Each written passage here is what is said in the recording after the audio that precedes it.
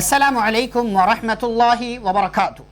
بسم اللہ والصلاة والسلام علی رسول اللہ نبینا محمد وعلی آلہ واصحابہ ومن والا، اما بعد۔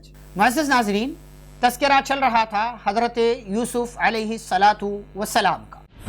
وَلَقَدْ بَعَثْنَا فِي كُلِّ أُمَّةٍ رَسُولًا أَنِ اعْبُدُوا اللَّهَ وَاجْتَنِبُوا الطَّاغُوتَ۔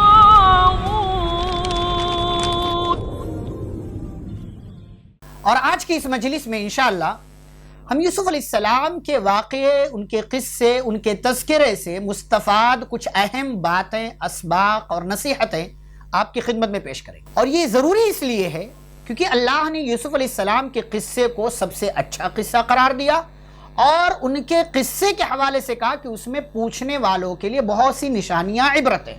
کیا نصیحتیں ہیں؟ میں آپ کے سامنے کن باتوں کا تذکرہ کروں گا؟ چند ایک باتیں ہیں۔ سب سے پہلی بات، قریبی لوگ بھی حسد اور جلن کر سکتے ہیں۔ آپ کا جو بہت قریبی ہے نا، ضروری نہیں ہے کہ ہمیشہ وہ آپ کا خیر خواہ ہو، وہ بھی آپ سے حسد کر سکتا ہے، جلن کر سکتا ہے۔ اس لیے نعمتوں کو چھپانے کی کوشش کریں، چیزوں کو بہت زیادہ ظاہر نہ کریں۔ موجودہ زمانے کے حساب سے دیکھیں، کوئی بھی چیز انسان ابھی پلان بنا رہا ہوتا ہے، کرتا نہیں ہے، پلان بنا رہا ہوتا ہے لیکن اسے ظاہر کر دیتا ہے۔ ارے میں ایسا سوچ رہا ہوں، میں ایسا کرنا چاہ رہا ہوں۔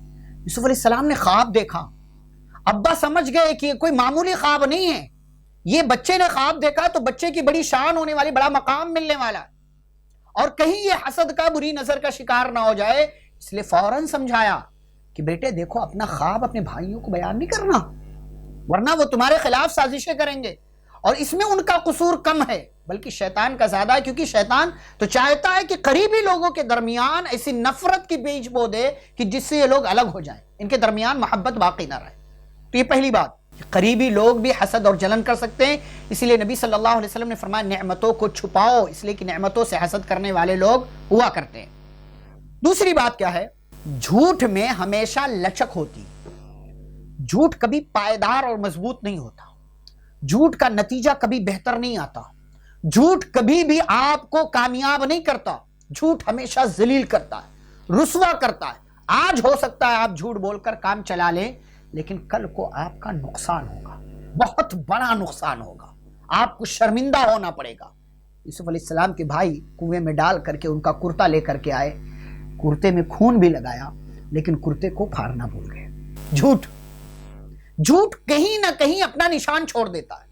یوسف علیہ السلام کے بھائیوں نے بھی نشان چھوڑ دیا، جھوٹ تو بولا، ملمہ سازی کی، تدبیر کیا، پلان بنایا، لیکن 10 کے 10 بھائیوں میں سے کسی کے دماغ میں نہیں آیا کہ کرتا پھاڑ دیتے۔ 10 کے 10 لوگوں کے دماغ میں یہ نہیں آیا کہ ابا کو تو پتا چل جائے گا نا کرتا پھٹا نہیں ہے، تو بنا پھاڑے بھیڑیے نے یوسف کو کیسے کھا لیا۔ تو جھوٹ میں ہمیشہ لچک ہوتی ہے، سچ بولیے، سچ کے قریب رہیے، جھوٹ کے قریب کبھی مت جائیے۔ تیسرا پیغام، سخت سے سخت حالات میں بھی اللہ اپنے محبوب بندوں کی حفاظت کرتا ہے۔ کتنے برے حالات کیوں نہ ہو، کتنے برے، اللہ تعالیٰ حفاظت کرتا ہے۔ یوسف علیہ السلام کنویں میں، ننھا سا بچہ، نہ تیرنا آتا نہ نکلنا آئے گا، بہت کرے گا کیا، ہاتھ پیر مارے گا۔ اب وہ قافلے والا کتنی دیر میں وہاں پہنچا، اتنی دیر میں ایک چھوٹا سا بچہ کنویں کے پانی میں زندہ سلامت رہے گا؟ اللہ نے رکھا، صرف زندہ نہیں رکھا، قافلے والا آیا، ڈول ڈالا، اس کے ڈول میں اللہ نے اس بچے کو پہنچا دیا۔ اللہ اپنے محبوب بندوں کی حفاظت کرتا ہے، اللہ رب العالمین ہمیشہ حفاظت کرتا ہے، اسی لیے اللہ کا محبوب بندہ بن کر کے رہیے، اللہ تعالیٰ آپ کو یاد رکھے گا، آپ کی حفاظت کرے گا۔ نبی صلی اللہ علیہ وسلم نے حضرت عبداللہ بن عباس رضی اللہ تعالیٰ عنہما سے کہا تھا کیا؟ احفظ اللہ تجدہ تجاہک، اللہ کو یاد کرو، اللہ کا ذکر کرو، اللہ کی حفاظت کرو، اللہ کو ہمیشہ اپنے پاس پاؤ گے، سامنے پاؤ گے۔ اللہ کی حفاظت کرو، اللہ تمہاری حفاظت کرے گا۔ اللہ محبوب بندوں کی ہمیشہ حفاظت کرتا ہے۔ ایک اور پیغام، چوتھا پیغام، کہ گناہ کا موقع ملنے پر ہی آپ کے تقوی کا اصل امتحان ہے۔ مسجد میں سب نیک ہیں، سارے نماز پڑھنے کے لیے، کوئی برائی کرنے کے لیے نہیں جاتا مسجد، نماز پڑھتے ہوئے سارے نیک، حج میں سارے نیک، عمرے میں سارے نیک، بھیڑ میں سارے نیک ہیں، لوگوں کے درمیان سب نیک ہیں، لوگوں کے درمیان کوئی برائی نہیں کرتا، یا کرتا ہے تو چھپ چھپا کر کرنے کی کوشش کرتا ہے۔ لوگوں کے درمیان سب نیک ہیں۔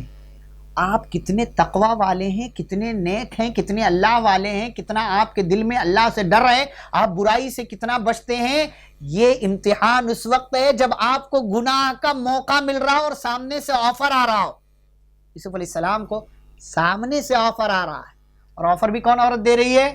جو خوبصورت ہے، جو حسن و جمال والی ہے، جو عہدے منصب والی ہے، جو عزیز مصر کی بیوی ہے۔ کوئی ٹینشن نہیں، گھر کے سارے دروازے بند ہیں، لیکن تقوی کا امتحان یہاں شروع ہوتا ہے۔ یوسف علیہ السلام کہتے ہیں معاذ اللہ، اللہ کی پناہ، میرے رب نے مجھے بہترین ٹھکانہ دیا ہے، میں اس کے ساتھ ناشکری نہیں کر سکتا۔ ایک اور پیغام یوسف علیہ السلام کے قصے سے، اپنی عزت کی ہمیشہ حفاظت کریں، ہمیشہ۔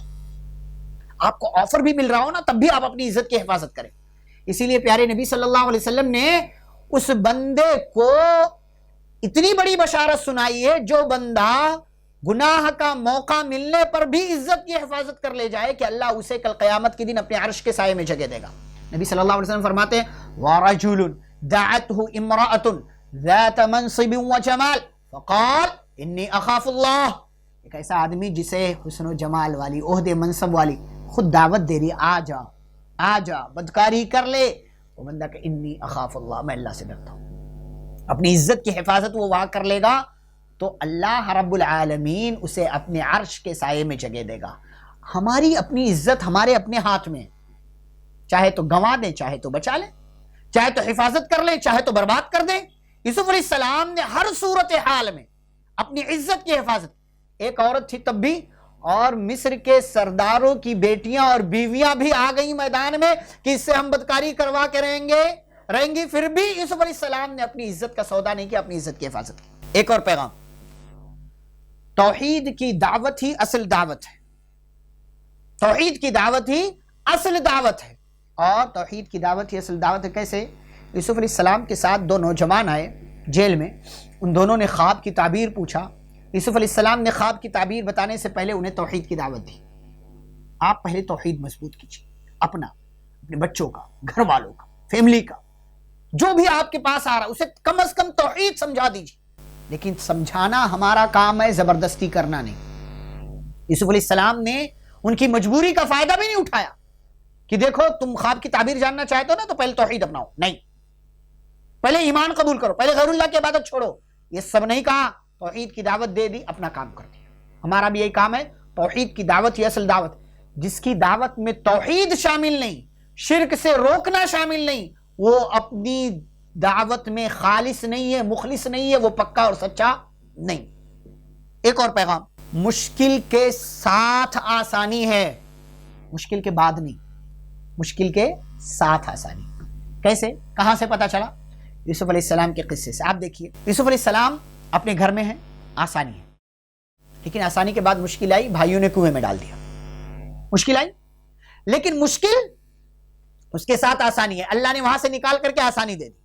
لیکن پھر آسانی کے بعد مصر کے بازار میں بیچ دیے گئے، مشکل آئی، بیچے گئے، لیکن بیچے گئے تو کہاں پہنچ گئے؟ محل میں، آسانی آئی، یہاں آسانی ملی، لیکن پھر ایک اور مصیبت، ایک اور مشکل آئی کہ اسی گھر کی عورت فریفتہ ہو گئی۔ وہاں مشکل آئی، یوسف علیہ السلام نے اپنی حفاظت کر لی، عزت کی حفاظت کر لیا، مشکل آئی، لیکن اللہ نے وہاں بھی آسانی کر دی کہ ایک گواہ پیدا کر دیا، اس نے گواہی دی کہ یوسف علیہ السلام بے گناہ ہے۔ آسانی آئی، لیکن پھر مشکل آئی کہ ساری عورتیں چکر میں پڑ گئیں۔ اللہ رب العالمین نے اس چکر سے بھی یوسف علیہ السلام کو نکالا۔ یوسف علیہ السلام نے دعا کیا، اللہ مجھے جیل میں جانا منظور ہے، مجھے پسند ہے، یہ بدکاری کرنا مجھے پسند نہیں۔ تو اللہ تعالیٰ نے آسانی دے دی، ان کے مکر و فریب سے بچا لیا۔ آسانی آئی، لیکن پھر مشکل آئی کہ یوسف علیہ السلام کہاں ڈال دیے گئے؟ جیل میں ڈال دی، مشکل۔ لیکن جیل میں پہنچے تو آسانی کیا پیدا ہوئی؟ پھر آسانی پیدا ہوئی، وہاں کچھ ساتھی مل گئے، اور ایک ساتھی سے کہا کہ بادشاہ کے سامنے تذکرہ کرنا کہ جیل میں ایک معصوم قید ہے۔ آسانی پیدا ہو رہی تھی، لیکن جیسے ہی وہ جیل سے چھوٹا، بھول گیا، پھر مشکل میں یوسف علیہ السلام آگے 10 سال جیل میں رہے۔ لیکن پھر بادشاہ نے خواب دیکھا، بادشاہ کے خواب دیکھنے کی وجہ سے یوسف علیہ السلام کی زندگی میں پھر آسانی آ گئی۔ اس طریقے سے آپ دیکھیں یوسف علیہ السلام کے قصے میں مشکل آسانی، مشکل آسانی، مشکل دونوں کا چولی دامن کا ساتھ. اسی لیے اللہ نے فَإِنَّ مَعَ الْعُسْرِ يُسْرًا إِنَّ مَعَ الْعُسْرِ يُسْرًا، مشکل کے ساتھ آسانی ہے، بے شک مشکل کے ساتھ آسانی. کبھی بھی مشکل سے مت گھبرائیے، مشکل ہے تو آسانی ضرور ہے. اللہ سے دعائیں کرتے رہیے. ایک اور پیغام، سخت حالات جو آپ کی زندگی میں آتے ہیں نا، وہ آپ کو عظیم بنانے کے لیے آتے ہیں، بڑا بنانے کے لیے، اونچا بنانے کے لیے، آپ کو بہت ہائی مقام تک پہنچانے کے لیے. یہ جو ہے سخت حالات آپ کی زندگی میں آتے ہیں. یوسف علیہ السلام کی زندگی میں کتنی مشکلات، پریشانیاں، تکلیفیں آئیں، لیکن اللہ تعالیٰ نے حفاظت کیا اور پہلے تو نبی بنایا، پیغمبر بنا دیا، اور پھر ایک اور عہدہ یوسف علیہ السلام کو اللہ نے دیا، مقام اونچا کیا کہ مصر کا وزیر خزانہ بنایا اور ساتھ ساتھ میں بادشاہ بنایا، اور پھر اخیر میں وہی بھائی جو آپ کے خلاف تھے ان سے سجدہ بھی کروایا. سخت حالات آپ کو عظیم بنانے کے لیے آتے ہیں. ایک اور پیغام، معاملات کو ہمیشہ اللہ پر چھوڑ دیں. ایسا بھی آپ کی زندگی میں چل رہا ہو، کسی بھی طرح کی سچویشن، معاملات کو ہمیشہ اللہ پر چھوڑ دیں. اسباب اختیار کریں، ہاتھ پیر ماریں، کوشش کریں، لیکن نتیجہ اور اس معاملے کا رزلٹ اللہ پر چھوڑیں. اور اللہ کہتا ہے کہ بندے کی جیسی کوشش ہوتی ہے اسی کوشش کے مطابق ہم اس کو نتیجہ دیتے ہیں. یوسف علیہ السلام سارے معاملات اللہ پر چھوڑ دی. اسی لیے ایک مسلمان کا کہنا بھی یہی ہونا چاہیے، وَأُفَوِّضُ أَمْرِي إِلَى اللَّهِ، میں اپنا معاملہ اللہ پہ چھوڑتا ہوں. اللہ تعالیٰ بہتر تدبیر کرنے والا ہے اور بہتر انتظام کر رہے. کیسے دیکھیں کیسی تدبیر کیا اللہ تعالیٰ نے یوسف علیہ السلام کے قصے میں، کیسے بہترین نتیجے لے کر کے اللہ رب العالمین آیا یوسف علیہ السلام کے تعلق سے. ایک اور پیغام کہ اللہ پر توکل کریں اور ضرور کریں، لیکن اسباب اختیار کر کے. بنا اسباب اختیار کیے اللہ پر توکل نہیں کرنا ہے. یعقوب علیہ السلام اپنے بیٹوں کو دوبارہ مصر جب بھیجتے ہیں تو کیا کہتے ہیں؟ میرے بیٹوں الگ الگ دروازے سے داخل ہونا، ایک دروازے سے داخل نہیں ہونا، نظر لگنے کا اندیشہ ہے. ہاں، کسی کی اپنی نظر خود سے نہیں لگ سکتی، اللہ کے حکم کے مطابق ہی سب ہوتا ہے، لیکن ہمارا کام کیا؟ اسباب اختیار کرنا. توکل ہمارا اللہ پر ہے اور اسی پر توکل کرنے والے توکل کرتے ہیں، لیکن ہمارا کام کیا؟ اسباب اختیار کرنا. پیارے نبی صلی اللہ علیہ وسلم سے کسی نے پوچھا نا، اللہ کے نبی میں جانور کو باندھ کر توکل کروں یا ایسے ہی چھوڑ کر؟ تو آپ نے فرمایا پہلے اس کو باندھو پھر اللہ پر توکل کرو. آپ کے پاس ہتھیار، سامان، وسائل، ذرائع سب ہیں، آپ اسباب پر، ذرائع پر، سورسز پر بھروسہ نہ کریں. ٹھیک ہے وہ سب ہیں، لیکن فَإِذَا عَزَمْتَ فَتَوَكَّلْ عَلَى اللَّهِ، کسی کام کا ارادہ کرے تو اللہ تعالیٰ پر توکل کرے. ایک اور پیغام، کسی کی غلطی کی سزا کسی اور کو نہ دیں. ہمارے ہاں بعض دفعہ ایسے ہی ہوتا ہے، کہیں کا غصہ کہیں اتارتے ہیں، کہیں کا غصہ کہیں اتارتے ہیں. کہیں کوئی مسئلہ ہوا، وہاں کام نہیں بنا، وہاں ہمارا زور نہیں چلا، ہماری طاقت نہیں چلی، تو وہ سارا غصہ، ساری بھڑاس ہم کہیں اور نکال لیتے. بنیامین کے سامان میں کٹورا نکلا، یوسف علیہ السلام کا پیالہ نکلا، تو سزا کے طور پر انہی کو روکنا چاہیے، انہی کو جو ٹھہرانا چاہیے اپنے پاس. لیکن بھائیوں نے کہا اس کا ایک بوڑھا باپ ہے، ہم میں سے کسی ایک کو اس کی جگہ رکھ لیجئے. تو یوسف علیہ السلام نے کیا کہا تھا؟ نہیں، چوری اس نے کی، اس کے سامان سے پیالہ نکلا ہے تو سزا بھی اسی کو ملے گی. اگر ہم نے اس کے بدلے کسی اور کو رکھ لیا تب تو ہم ظالم ہو جائیں گے. کسی اور کی سزا، کسی کی غلطی کی سزا کسی اور کو نہ دے. ایک اور پیغام، اپنے غموں کا شکوہ ہمیشہ اللہ سے کریں، بندوں سے نہیں. بندوں سے نہیں، کیونکہ بندے ہو سکتا ہے آپ کی مشکل، آپ کی پریشانی، آپ کی شکایت سن کر کے ہو سکتا ہے آپ کے کسی کام نہ آئے، بلکہ الٹا آپ کا مذاق اڑائے، آپ کی تکلیف کو اوروں کے سامنے جا کر کے بیان کریں. ہاں، شاعر کہتا ہے لوگ مٹھی میں نمک لے کے پھرا کرتے ہیں، لوگ مٹھی میں نمک لے کے پھرا کرتے ہیں، زخم تم اپنے زمانے کو دکھایا نہ کرو، اللہ کو دکھاؤ. یعقوب علیہ السلام نے کہا نا، انما اشکو بثی وحزنی الی اللہ، میں اپنا شکوہ، اپنا غم، اپنی تکلیف اللہ کے سامنے رکھتا ہوں، اور اللہ کے بارے میں مجھے جو معلوم ہے وہ تم نہیں جانتے. تو اپنے غموں کا شکوہ، شکایت اللہ سے کرو کہ اللہ مشکل میں ہوں، پریشانی میں ہوں. یہی انبیاء کا طریقہ رہا ہے، سارے انبیاء کو آپ دیکھ لیجیے. ایک اور پیغام یہ ہے کہ ہمیشہ اللہ پر یقین رکھیں، کبھی بھی اللہ کی رحمت سے مایوس نہ ہو، کبھی نہیں، کبھی بھی اللہ کی رحمت سے مایوس نہ ہو کسی بھی صورتحال میں. یعقوب علیہ السلام نے اپنے بچوں کو تیسری مرتبہ مصر بھیجا تو کیا کہا؟ میرے بیٹو جا رہے ہو، جاتے ہوئے راستے میں یوسف کو تلاش کرتے جانا، وَلَا تَيْأَسُوا مِن رَوْحِ اللَّهِ، اور اللہ کی رحمت سے مایوس نہ ہونا.